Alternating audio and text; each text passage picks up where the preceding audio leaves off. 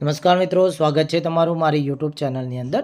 મિત્રો, આજના વિડીયોની અંદર આપણે વાત કરીશું ફક્ત દિવ્યાંગ ઉમેદવારો માટે ખાસ ઝુંબેશ અંતર્ગત ગુજરાત પંચાયત સેવા પસંદગી મંડળ દ્વારા ગ્રામ પંચાયત સેક્રેટરી એટલે કે તલાટી કમ મંત્રી માટે કુલ 238 જગ્યાઓ પર સીધી ભરતીથી ફક્ત દિવ્યાંગ ઉમેદવારો માટે ઓનલાઈન અરજીપત્રકો મંગાવવામાં આવી રહ્યા છે।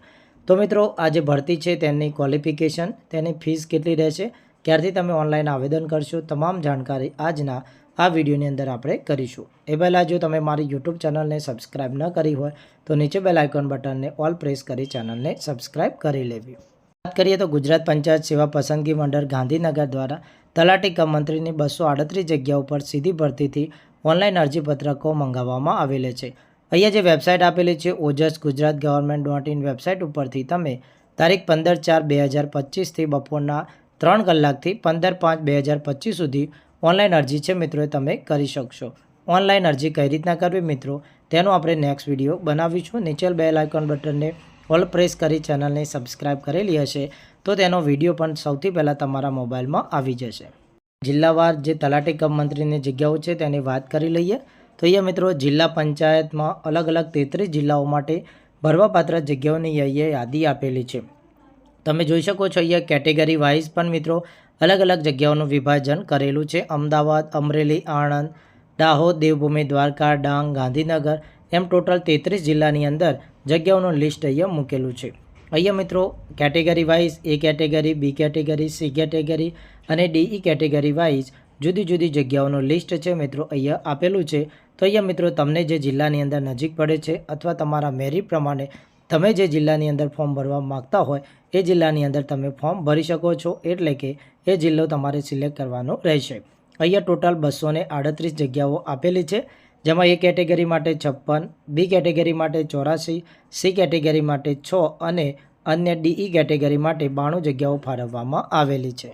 ની વાત કરીએ મિત્રો તો આ જાહેરાત છે એ ફક્ત દિવ્યાંગ ઉમેદવારે જ ભરવાની રહેશે, એટલે કે સામાન્ય ઉમેદવારો છે એ આ ફોર્મ ભરી શકશે નહીં।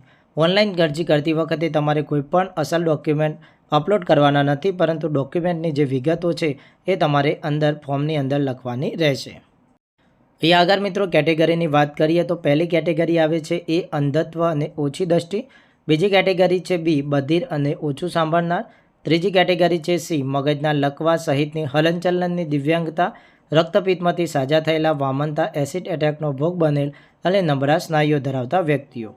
ખંડ સી છે મિત્રો કેટેગરી ડી, તેમજ સ્વાલિનતા, બૌદ્ધિક દિવ્યાંગતા, ખાસ વિષય શીખવાની અક્ષમતા અને માનસિક બીમારી।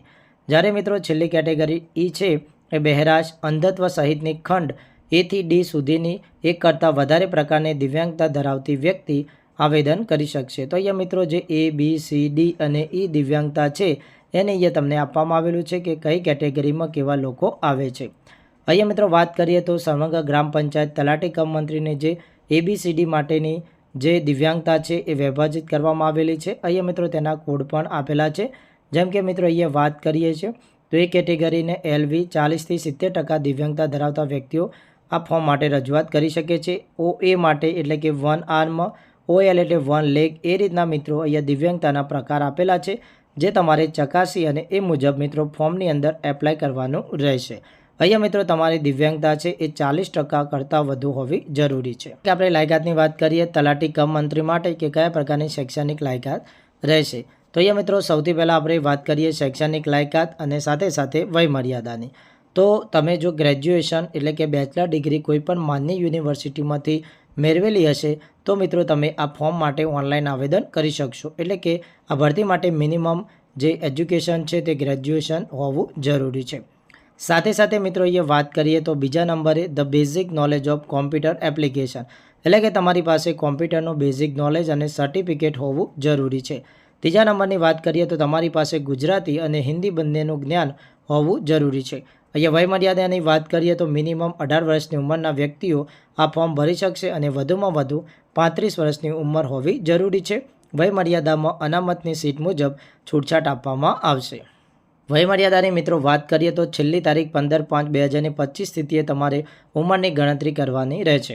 સાથે સાથે વયમર્યાદાની અંદર અનામતના આધારે છૂટછાટ આપવામાં આવે છે। વધુમાં વધુ 45 વર્ષ સુધી તમને લાભ મળી શકે છે। સૌથી પહેલાં છે અનામત કેટેગરીના પુરુષ ઉમેદવારો માટે 10 વર્ષ અનામત સામાન્ય કેટેગરીના દિવ્યાંગ મહિલાઓ માટે 15 વર્ષ, અનામત કેટેગરીના દિવ્યાંગ ધરાવતા પુરુષો માટે 15 અને સ્ત્રીઓ માટે 20 વર્ષ તેમજ દિવ્યાંગતા ધરાવતા માજી સૈનિકોએ જેટલી નોકરી કરી છે એ ઉપરાંત બીજા 3 વર્ષ છૂટછાટ આપવામાં આવે છે. તમારી વયમર્યાદા 45 કરતાં વધુ વટાવવી જોઈએ નહીં. આ રીતના મિત્રો તમને વયમર્યાદામાં છૂટછાટ મળવાપાત્ર અહીંયા થાય છે. હવે મિત્રો આગળ વાત કરીશું આપણે કે આ જે પરીક્ષા છે એટલે કે આ જે ફોર્મ છે ભર્યું છે એની અંદર નોકરી લાગો છો તો કેટલો પગાર ધોરણ મળશે. તો અહીંયા મિત્રો ફિક્સ તમને 26,000 પ્રતિ માસ 5 વર્ષ સુધી નિમણૂક આપવામાં આવશે અને ત્યારબાદ તમને અન્ય લાભો છે એ મળવાપાત્ર થશે. એ મિત્રો જે લેખિત પરીક્ષા લેવામાં આવશે એની અંદર કયો સિલેબસ પૂછવામાં આવશે તેની વાત કરીએ તો ગ્રામ પંચાયત સેક્રેટરી એટલે કે તલાટી કમ મંત્રી માટે અહીંયા 4 વિભાગની અંદર પ્રશ્નોત્તરી રહેશે અને ટોટલ 100 માર્ક્સનું પ્રશ્નપત્ર રહેશે. પહેલાની અંદર જનરલ અવેરનેસ અને જનરલ નોલેજના 50 માર્ક્સના ગુણ ગુજરાતી ભાષામાં પૂછવામાં આવશે. સેકન્ડમાં ગુજરાતી ગ્રામર અને Gujarati language, third number English grammar, English language, ચોથા નંબરે જનરલ મેથેમેટિક્સ પૂછવામાં આવશે. ટોટલ 100 માર્ક્સનું પ્રશ્નપત્ર રહેશે 50, 20, 20 અને 10. અહીંયા મિત્રો તમામ પ્રશ્નો ગુજરાતીમાં રહેશે, અંગ્રેજીમાં રહેશે.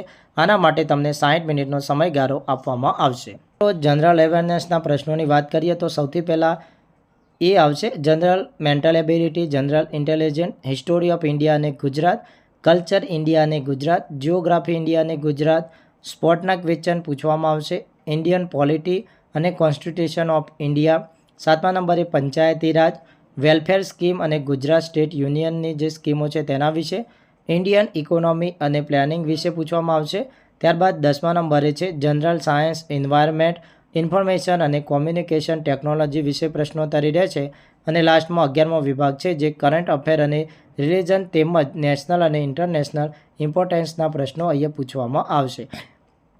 અહીંયા મિત્રો વાત કરીએ કે સ્પર્ધાત્મક પરીક્ષાનું જે પ્રશ્નપત્ર છે તે MCQ પ્રકારનું રહે છે. એટલે અહીંયા મિત્રો તમને 4 જવાબ આપવામાં આવેલા છે.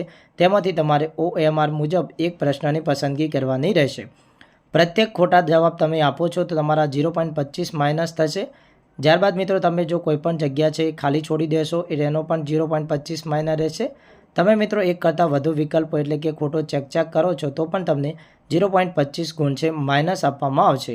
અહીંયા એક વિકલ્પ રહેશે નોટ એટેમ્પ્ટેડ એટલે કે તમને કોઈ પ્રશ્નનો જવાબ આવડતો નથી અને તમે તેમાં પસંદગી કરો છો તો કોઈ પણ નેગેટિવ માર્ક છે એ તમને આપવામાં આવતો નથી.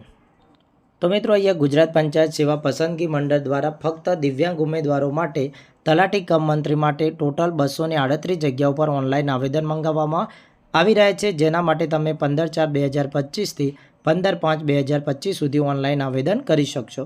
ઓનલાઈન આવેદન કઈ રીતના કરવું, કઈ રીતના મિત્રો ઓનલાઈન ફી ભરવી તેના વિશેની સંપૂર્ણ જાણકારી આપણે નેક્સ્ટ વિડીયોની અંદર મેળવીશું. વિડીયો પસંદ આવ્યો હોય તો વિડીયોને લાઇક કરો, તમારા બીજા મિત્રો સાથે આ વિડીયોને વધુમાં વધુ શેર કરો અને અમારી ચેનલમાં નવા હો તો ચેનલને સબસ્ક્રાઈબ કરવાનું ભૂલશો